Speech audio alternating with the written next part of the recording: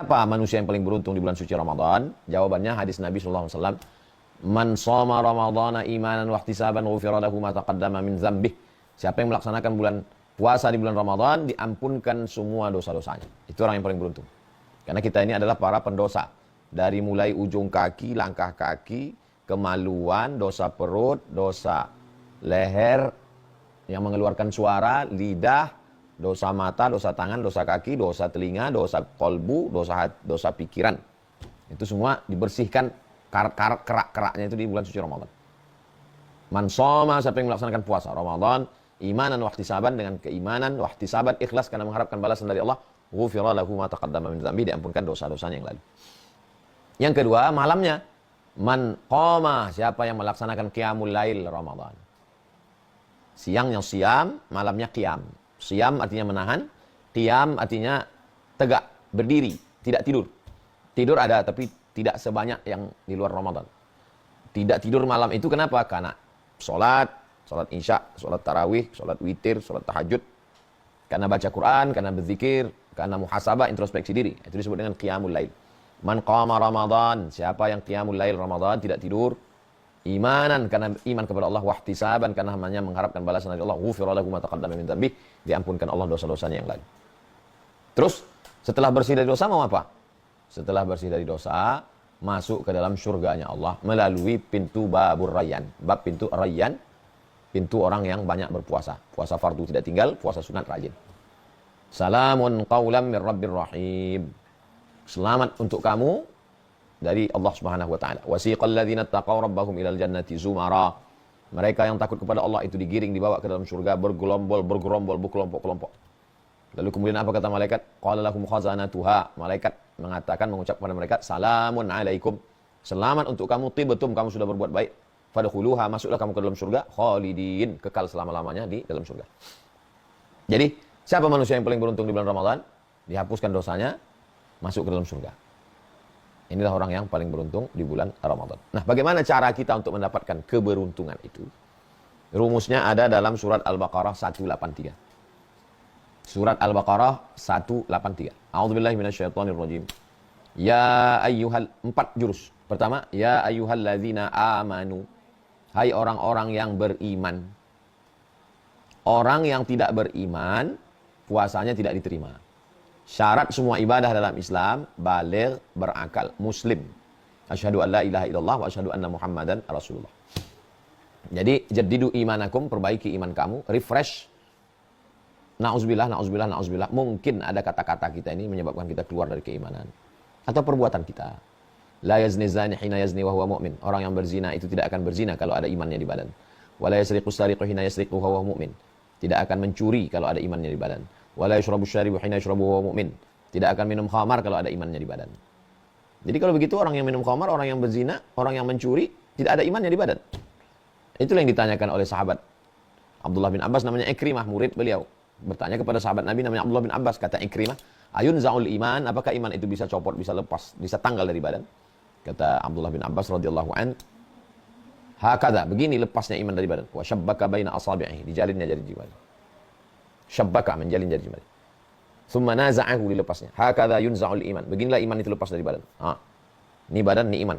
Lepas dia. Saya beberapa hari ini dapat video, na'udzubillah.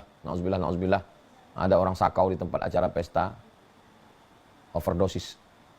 Na'udzubillah. Mudah-mudahan Allah menyelamatkan kita semua. Mati dalam keadaan iman sedang lepas.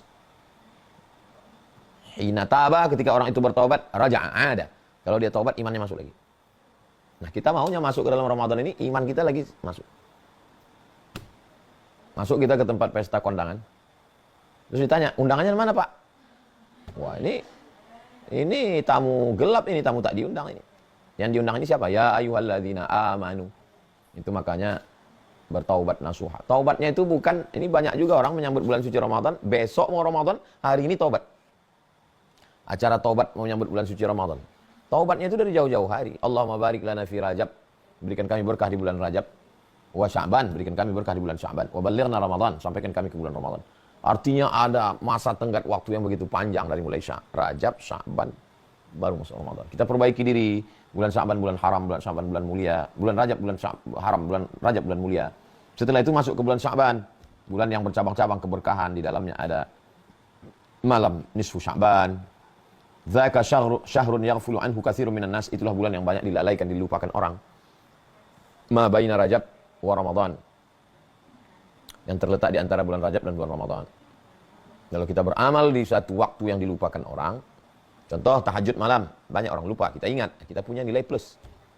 Bulan Rajab banyak orang ingat karena bulan haram, Ramadan banyak orang ingat karena Lailatul Qadar. Antara Ramadan dengan Rajab ini ada satu bulan Sya'ban, banyak orang lupa, kita ingat. Nah, jadi ketika orang lupa, lalai, kita ingat. Nah, ini salah satu tips untuk kita dapat kebaikan. Jadi perbaiki dulu, ya ayyuhalladzina amanu, iman kita ini perbaiki. Saya mungkin iman saya ini Pak Ustadz berkurang. Al-imanu yazidu, iman bertambah full, wa yanqus berkurang. Kenapa dia bisa yazid?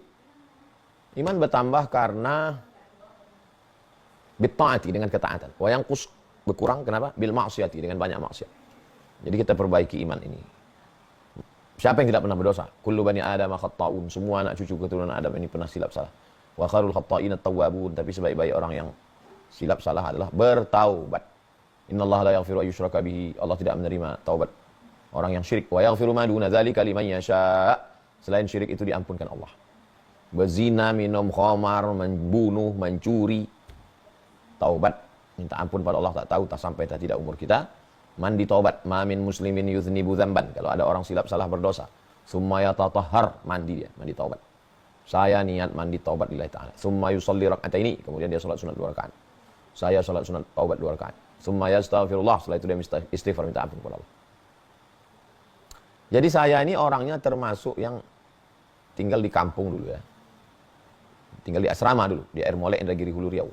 Itu 10 malam sebelum Ramadan itu, tiap malam kami anak asrama itu nggak pernah makan di asrama. Malam ini di rumah Pak ini, malam ini di rumah ini. Di Air Molek itu mungkin sebagian besar rumah-rumah itu kami datangi dulu. Malam ini rumah ini, malam ini rumah ini, malam ini rumah ini. Kita nggak tahu acara apa, berdoa, makan. Sekarang baru sadar, rupanya sudah menjadi tradisi mendarah daging di bumi Lancang Kuning kami di Riau. Saya yakin di daerah lain pun begitu juga, di Kalimantan, di Sulawesi, di Papua, di Ambon, di Sumatera rata-rata begitu, dari mulai Aceh turun ke bawah Sumatera Utara, Jambi, Palembang, Minangkabau, Bengkulu, Lampung. Nah, itu semua kepulauan Riau. Itu tradisinya menyambut bulan Ramadan. Kenapa orang ini undang-undang? Itu sebetulnya ingin membersihkan itu.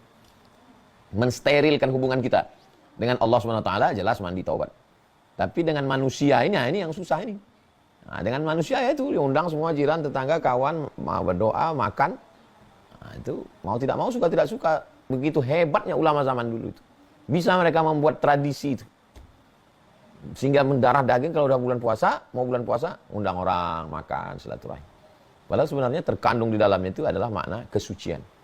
Ya ayyuhalladzina amanu, suci imannya bersih. Jadi dia sudah menyatu menjadi agama itu, menjadi darah daging, kombinasi dengan tradisi lokal. Akhirnya orang kalau udah mau bulan puasa, ya udah nabung, masak, undang orang, ramai. Nah, saya almarhumah orang tua, dulu kalau udah bulan puasa balik dia ke kampung, pergi dia ke pasar, dibelinya daging, dimasaknya rendang, belinya baskom, buat kenduri. Saya pun mau bulan puasa, begitu juga melanjutkan tradisinya dulu. Mungkin gitu turun-temurun dan kita tidak pernah nanya dalilnya. Tapi sekarang semua perbuatan itu dipermasalahkan orang. Apa dalilnya ini? Dalilnya itu ya ayyuhalladzina amanu. Kamu masuk enggak dalam golongan beriman? Yang merusak iman kita itu kan dua. Iman kita rusak karena hubungan kita dengan Allah, hablum minallah, atau dengan hablum minannas. La yadkhulul jannata qati'ur rahim. Tidak masuk surga orang yang putus tali silaturahim. Sambung balik. Nyambung tali silaturahim. Bapak Ibu hadirin hadirat, jiran tetangga, keluarga semua, mungkin selama ini banyak hubungan kita rusak, kami mohon maaf. Alhamdulillah bisa terambung silaturahim. Nyaman kita. Bahkan kalau hadis tentang malam nisfu Sya'ban itu jelas sekali. Ittala Allahu ala jami'i khalqihi lailatan nisfi min Sya'ban. Pada malam nisfu Sya'ban Allah memperhatikan semua makhluknya. Fa yaghfiru li jami'i khalqihi, Allah ampunkan semua makhluknya illa kecuali dua. Pertama li musyrik, orang yang musyrik, yang kedua musyahin. Musyahin itu orang yang belum berdamai. Gimana kita tiap malam Ramadan, Allahumma innaka 'afuwun tuhibbul 'afwa fa'fu 'anna. Ya Allah kau Maha Pengampun, ampunkanlah. Kata Allah kau tak dapat ampunan karena kau belum berdamai. Nah, itu. Jadi memahami hadis-hadis itu jangan paham tekstual. Ustadz, boleh nggak kami sebelum Ramadan mengundang tetangga semua nyambut Ramadan? Nggak ada itu tradisi. Nggak ada dilakukan. Iya. Memahami hadis itu tidak tekstual, tapi kontekstual. Bahwa sebelum masuk Ramadan kita mesti bersih-bersih. Bersih rumah udah, bersih masjid udah, tapi diri kita masih putus hubungan dengan saudara, kawan, putus hubungan dengan Allah. Nah, setelah bersih semua, ya ayyuhalladzina amanu, dari pembatal-pembatal iman itu, barulah masuk ke yang kedua. Kutiba alaikumus shiyam, diwajibkan bagi kamu puasa. Jadi kalau yang pertama tadi terkait dengan akidah, keyakinan. Yang kedua ini terkait dengan ibadahnya. Shiyam, puasa itu ada rukunnya, ada syaratnya, ada wajibnya, ada sunatnya, ada makruhnya, ada yang membatalkannya. Nah, ini. Jadi kita pahamlah fikih puasa. Download aja di Google tuh. Sudah PDF 33 atau 30 ya. 30 tanya jawab Ramadan. 30 tanya jawab Ramadan. Abdul Somad. Nah, PDF. 30 tanya jawab Ramadan. 30 tanya jawab puasa. 30 fatwa Ramadan PDF. Nah, tinggal download aja. Tinggal download, kirim ke kawan-kawan. Itu saya kumpulkan dari 3 ulama. Yang pertama Syekh Yusuf Al-Qaradawi, yang kedua Syekh Atiyah Saqar, yang ketiga Syekh Ali Jum'ah. Tiga-tiganya ulama Al-Azhar, Ahlus Sunnah wal Jamaah. Nah, maka ini terkait dengan fikih Ramadan, sehingga jangan sampai puasa kita rusak karena tidak mengerti hukum hakam fikihnya. Tapi ada orang yang secara fikihnya betul. Rukun, syarat, wajib, sunat, makruh, khatam semua secara fikih. Tapi masalah akidahnya rusak. Nah, dalam Islam ini tidak bisa begitu. Akidah. Ya ayyuhalladzina amanu akidah. Kutiba alaikumus shiyam ibadah. Nah, ini kita pelajari betul, tanya sama Ustadz. Nanti ada apa-apa kasih nomor, kirim ke Bang Alvin. Nanti MP3-nya kami jawab. Walaupun saya di mana, saya jawab insyaallah. Nanti tim Pekanbaru ngasih pertanyaan, saya jawab pakai voicemail terkait tentang fikih-fikih puasa ini. Kutiba alaikumus shiyam. Kemudian kama kutiba alal ladzina min qablikum, itu unsur yang ketiga. Jadi akidahnya sudah diperbaiki, ibadahnya ngerti hukum, rukun, syarat, wajib, sunat. Baru yang ketiga, kama kutiba alal ladzina min qablikum. Sebagaimana diwajibkan pada orang-orang sebelum kamu. Nah, ini ada historisnya, sejarahnya. Jangan kita sangka, aduh berat kali lah beragama Islam ini. Ini bukan cuma kita aja yang puasa ini. Semua orang berpuasa. Sebelum kita orang Yahudi berpuasa, orang Nasrani berpuasa, Nabi Isa berpuasa, Nabi Musa berpuasa. Hanya saja syariat Ramadan 30 hari itu adalah syariatnya Nabi Muhammad SAW. Bahkan kalau kita telusuri puasanya Bani Israel itu berat. Inni nazartu lirrahmani shauma walan ukallimal yauma insiyya. Saya bernazar puasa dan saya hari ini tidak akan bicara. Jadi ada puasa bicara. Tidak makan, tidak minum, tidak hubungan, dan tidak ngomong. Kalau kita puasa, alhamdulillah ngomong. Lalu kemudian ada puasa itu yang panjang sekali. Dari mulai makan sahur, habis itu siang, sore, sampai malamnya juga puasa. Sedangkan syariat Nabi Muhammad tidak begitu. Uhilla lakum lailatas shiyamir rafatsu ila nisaikum. Dihalalkan bagi kamu untuk berhubungan kelamin pada malam Ramadan. Bahkan dalam Islam tidak boleh puasa wisol itu. Nyambung misalnya dari mulai sahur, maka siang, sore, itu mau tidak mau mesti minum, batalkan dulu puasanya, nggak boleh puasa nyambung.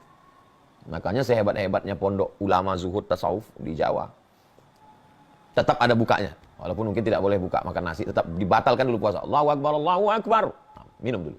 Allahumma laka sumtu wa bika amantu ala rizqika aftartu birah. Dhahaba adh-dhama'u wa batallatil 'uruq wa thabatal ajru insyaallah. Batalkan dulu puasanya, baru lanjut, baru besok minum lagi, makan sahur, baru puasa lagi. Tidak boleh puasa bersambung. Jadi puasa kita ini ringan. Ringannya itu tidak boleh nyambung 24 jam. Lalu kemudian bisa berhubungan di waktu malam. Kalau umat sebelumnya berat sekali. Jadi kalau ada orang merasa agama Islam ini berat, ribet, jelimet, sulit, susah, payah. Kama kutiba 'alal ladzina min qablikum. Orang-orang sebelum kamu pun juga sudah melaksanakan ibadah puasa. Jadi jangan kamu sangka beban ini hanya ke kamu saja. Saya beberapa kali ketemu orang puasa.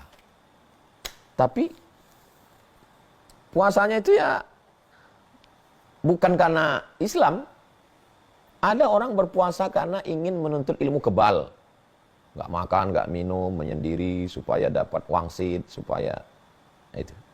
Lalu kemudian ada ketemu saya orang di pesawat, saya makan, dia nggak makan. Mohon maaf Pak Ustadz, saya puasa. Tapi mohon maaf, saya tidak Islam. Ketemu saya itu. Jadi agama Islam. Jadi jangan sangka Agama Islam ini menyulit, menyusahkan makanan, menyiksa, masa makanan ada. Kita bukan dilarang makan tiap hari, hanya bulan Ramadan ini saja yang wajib. Dan malam kita tetap makan. Jadi artinya memang fitrah manusia ini untuk tidak makan itu ada walaupun di luar Islam. Nah, sempurna sekali kalau tidak puas, tidak makan, tidak minum, berpuasa dan diawali dengan nawaitu shauma ghadin ada ifadhu syahr Ramadan lillahi ta'ala. Lillahi ta'alanya itu pada ya ayyuhalladzina amanu kutiba alaikumus shiyam, fikih ngerti hukum hakamnya.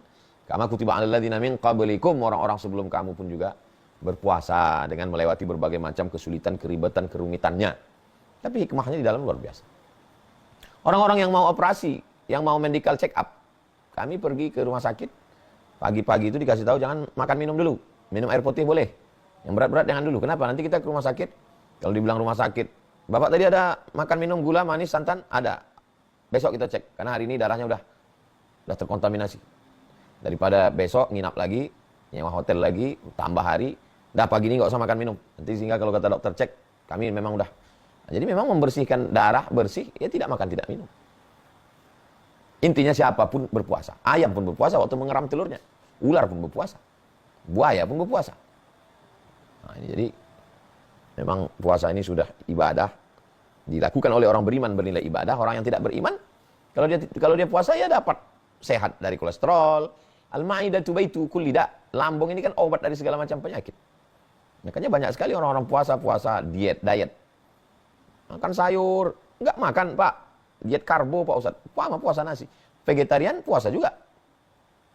Cuman puasanya itu puasa makan daging. Puasa artinya menahan diri. Nah, tapi kalau dalam syariat Islam, puasa itu maksudnya imsakun nafsi, menahan diri anil mahzurati, dari semua yang haram. Min tulu'il fajri, dari terbit fajar, ila ghurubis syamsi, sampai tenggelam matahari. Menahan diri dari semua yang membatalkan puasa, dari mulai tenggelam, dari terbit fajar, azan subuh, sampai tenggelam matahari. Ini tentang puasa. Takut aniaya zalim, maka munculkan sifat amanah. Takut, bagaimana menanamkan takut kepada Allah? Ya puasa itu. Kalau udah puasa, insya Allah. Berapa banyak orang yang masuk ke toilet, kamar mandi, nyetir perjalanan jauh, mau mudik, dia tetap dengan puasanya. Kenapa?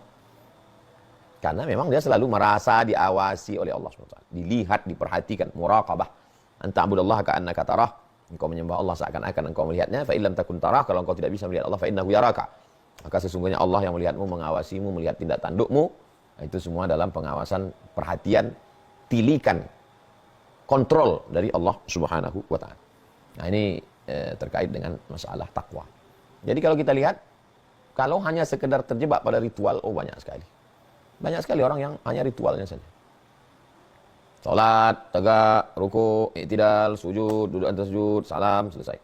Padahal substansi daripada salat itu adalah tidak melakukan sesuatu yang halal. Bergerak itu kan halal, tapi tidak dilakukan ketika salat. Kenapa? Karena ikut perintah Allah. Kamu jangan bergerak. Matamu jangan jelalatan. Ikut. Sami'na wa ata'na.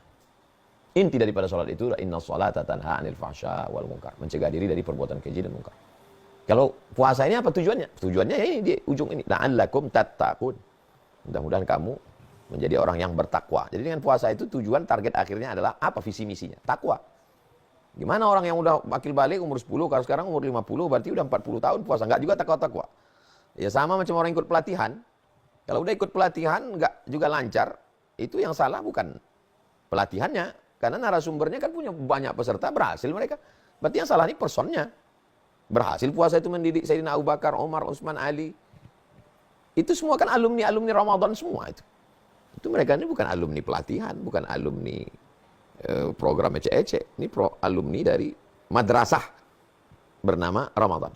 Jadi siapa yang paling beruntung? Yang paling beruntung adalah orang yang mengembalikan kembali imannya yang rusak. Ya ayyuhalladzina amanu. Lalu setelah imannya sempurna, dia tidak diam, tapi dia kutiba alaikumus syiyam, dia beribadah, berpuasa. Puasa ini mewakili yang lain. Lalu kemudian kalau muncul dalam hatinya merasa ini berat, jangan. Kenapa? Karena orang sebelum kamu kutiba alladzina min qablikum. Tapi jangan berputar pada puasa. Apa target yang mau dicapai dengan puasa ini? La'allakum tattaqun. Kalau dapat kita menguasai yang 4 ini, kitalah manusia yang paling beruntung. Imannya terjaga, ibadahnya terjaga, hatinya terjaga, dan akhlaknya terjaga. Kalau sudah terjaga yang 4 ini, nah, tolong dibaca ayat ini, dan ketika imam membaca ayat ini kita paham. Ya ayyuhalladzina amanu kutiba alaikumus shiyamu kama kutiba alal ladzina min qablikum la'allakum tattaqun. Iman, ibadah, hati, akhlak. Dapat semuanya. Doakan supaya yang ceramah juga bukan hanya sekedar nyampaikan untuk orang, tapi juga untuk